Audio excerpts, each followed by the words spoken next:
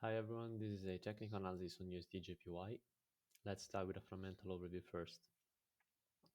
The USD came under some pressure at the start of last week following the US CPI report, as the data came mostly in line with expectations.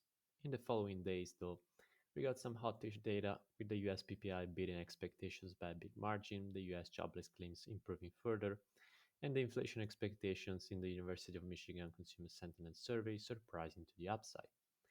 Overall, we ended the week basically flat on the US dollar as the aggressive dovish expectations on the Fed got trimmed a bit.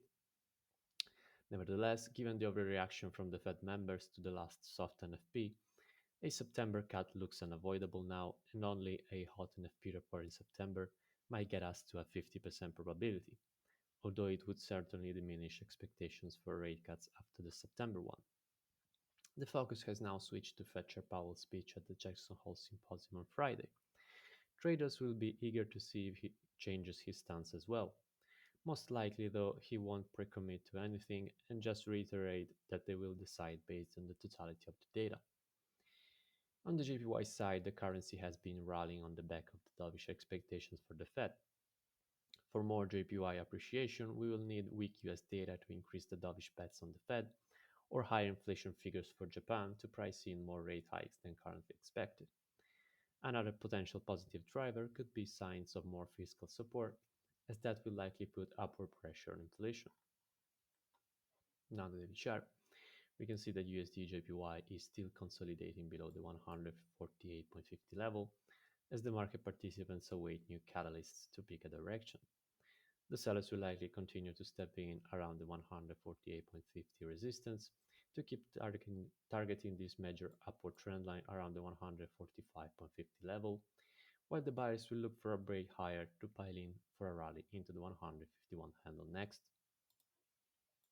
On the 4-hour chart, we can see that the price action has been pretty choppy, so there's no need to force anything between the 148.50 resistance and the swing low at 145.86 level.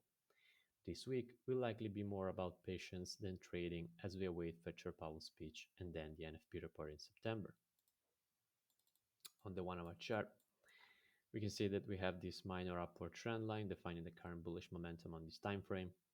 On an intraday basis, the buyers will likely continue to lean on the trend line to keep pushing into new highs, while the sellers will look for a break lower to target the 145.86 level.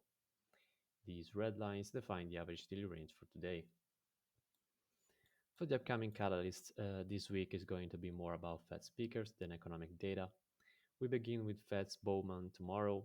On Wednesday, we have Fed's Waller and the FOMC meeting minutes.